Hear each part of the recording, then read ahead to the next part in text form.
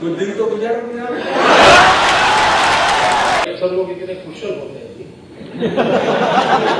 आपको पता तक न चले वो कैसे ना बोलता है। तो दोस्तों उम्मीद करता हूँ पार्ट 1 और पार्ट 2 मजा आया होगा आपको देख करके। तो मोदी जी की फनी वीडियोस का ये पार्ट 3 है। बिना किसी देरी के चलिए वीडियो की शुरुआत करते हैं। जब मैंने ये मन में सपना देखा कि मुझे गुजरात के गांव को 24 घंटे बिजली देनी है, और जब मैंने मेरे अफसरों के सामने रखा तो मित्रों मैं इतना परेशान हो गया, वो हंसने लगे मेरे से। ये क्या, ये असंभव बातें कर रहा है, 2000 मेगावाट शॉर्टफॉल है, कैसे होगा। मैंने कहा भाई देखिए हमें टेक्निकल पहले और भगवान की कृपा देखिए, मैं तो कोई इंजीनियर कुछ होने नहीं, लेकिन मुझे सुझाव और मैंने उनको बताया, मैंने कहा हम गांव का फीडर और खेत का फीडर अलग क्यों नहीं करते हैं। माने नहीं, मैंने लिखित ऑर्डर किया, माना नहीं, और कोई आरटीए में पूछेगा तो हैरान हो जाएगा। मित्रों 50 किलो की फाइल है वो, और मेरा डिपार्टमेंट मुझे मना कर रहा है, मैं कहता हूं करो। डिपार्टमेंट कहता नहीं हो सकता है, 2000 मेगावाट शॉर्टफॉल है। मैंने कहा क्यों नहीं हो सकता है, दुनिया बदल रही है जी।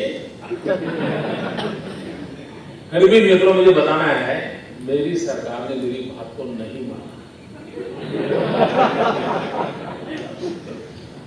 और ये अफसर लोग इतने कुशल होते हैं जी, आपको पता तक न चले वो कैसे ना बोलता है।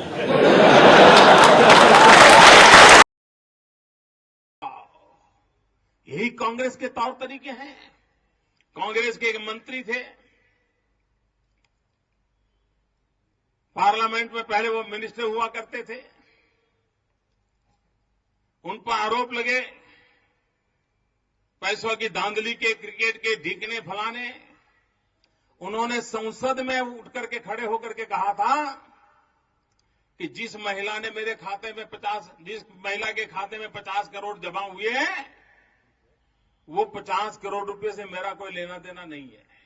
संसद में कहा था, और महीने भर के अंदर अंदर उनकी शादी की पत्रिकाएं सब दूर घूमने लगी। भाइयों बहनों बता दीजिए, इस देश में कभी किसी ने 50 करोड़ की गर्लफ्रेंड देखी है? 50 करोड़ की गर्लफ्रेंड। मित्रों जिस राज्य के टूरिस्ट का ये टेम्परामेंट हो, राज्य का टूरिस्ट डेस्टिनेशन नहीं है। मित्रों इन चीजों को किया जा सकता है, और थोड़ा थोड़ा थोड़ा सोचना चाहिए बस कैसे होता है। मैं यहां कोई गुजरात सरकार की वाहवाही करने के लिए नहीं आया, मैं सिर्फ घटनाओं के माध्यम से आपके अंदर एक नया विश्वास पैदा करना चाहता हूं। मैं आपके विजन को खोलना चाहता हूं, इसलिए मैं कोशिश करता हूं। ये अमिताभ बच्चन हमारे क्या नाता हूं उसका,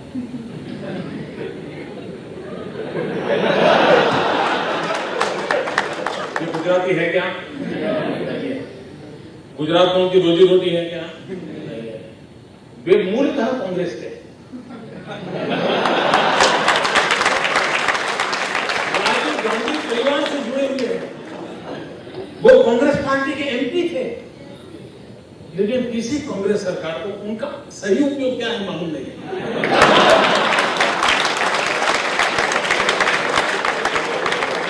अब यहां एंटरप्रेन्योरशिप शुरू होती है।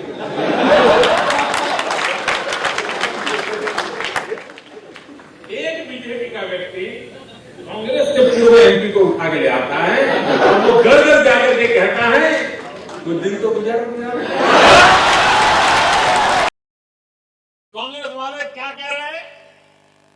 अभी कुछ दिन पहले हमारे कांग्रेस के नेता ने सुनाया, फरमाया उन्होंने, ये गुजरात का मुख्यमंत्री जो है ना, वो तो वानर है, वानर। बताओ साहब, क्या गुजरात की जनता ने वानर को चुना है क्या? मैं कांग्रेस के मित्रों को कहता हूं कि मोदी को गालियां देने के उत्साह में आप अपना अज्ञान प्रकट करते हो। आपने मोदी को वानर कहा है, मैं आपके आपके इस प्रमाण पत्र का स्वीकार करता हूं।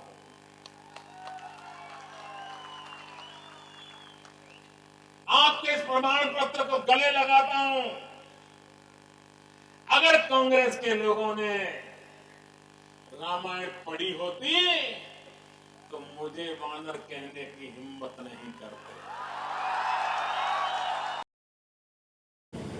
अगर मित्र इन सपनों को लेकर के आप चलते हैं, मुझे विश्वास है आप भी अपने जीवन में सफल हो सकते हैं। और मित्रों, जमाने चले गए कि किसी बड़े घराने के लोग ही उद्योग करते हैं। वे तो आजकल न्यू मिलियनर की संख्या बढ़ती चली जा रही है। जिसके जीवन में कुछ नहीं है वो अपनी जिंदगी को बना सकते हैं। मैं तो व्यापार के क्षेत्र में गया हूं, उद्योग के क्षेत्र में मुझे कोई लेना देना, मुझे इंटरेस्ट नहीं है, लेकिन मैं जहां गया हूं ये मेरा फैमिली वीकनेस नहीं है।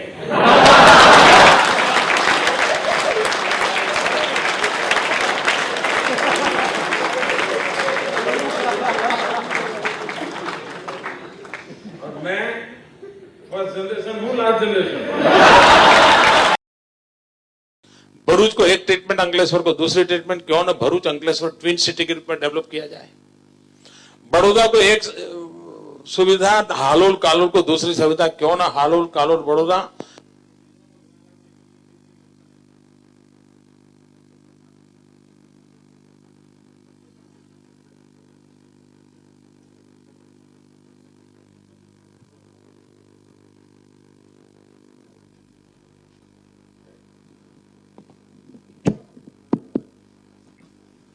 मैं माइक वाला का आभारी हूं,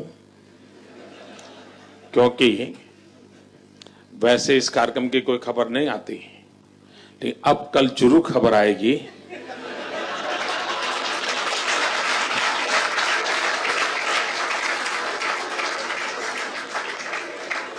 और खबर यह नहीं आएगी कि माइक खराब हुआ, खबर यह आएगी कि मोदी की बोलती बंद हो गई। और अब दोस्तों इस वीडियो का सबसे फनी वाला पार्ट आइए देखते हैं।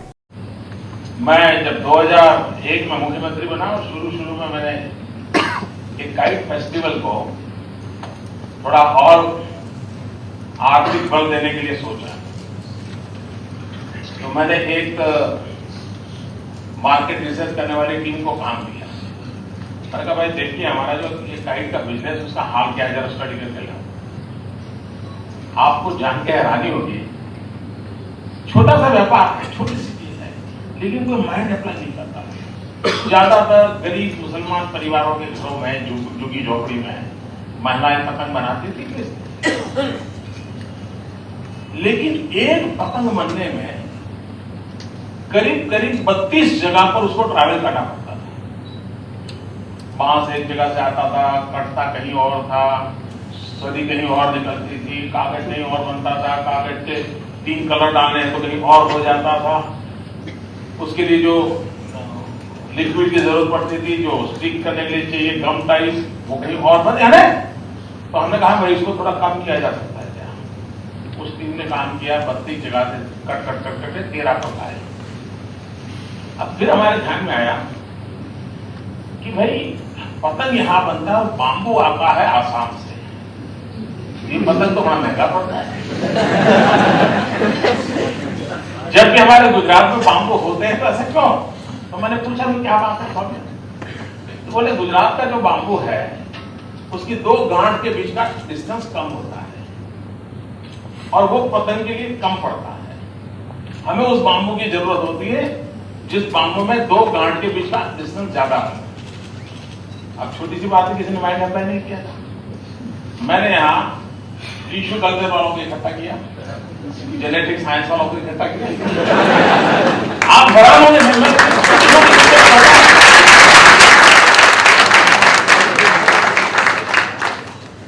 मैंने उनसे कहा भाई कुछ तो करो, ऐसा तो नहीं है कोई आसाम की धरती में कोई स्पेशल क्वालिटी के वहां का बम्बू में तो उन्होंने काम किए और काम करके डांग वगैरह में हमारे जो बाम्बू तैयार हो रहे हैं, उस बाम्बू में हमें जो चाहिए उस प्रकार की साइज का वो हमें मिल रहा है। अब मेरा दिमाग वहां और काम करता है।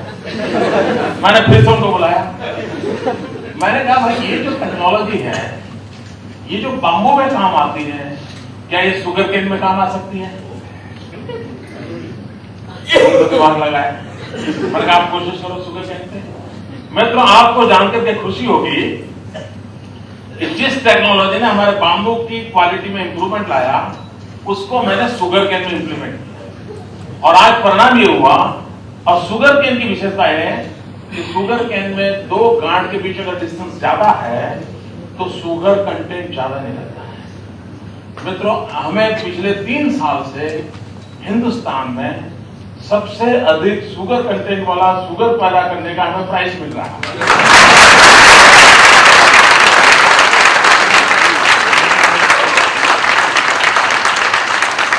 बात तो शुरू हुई थी पतंग से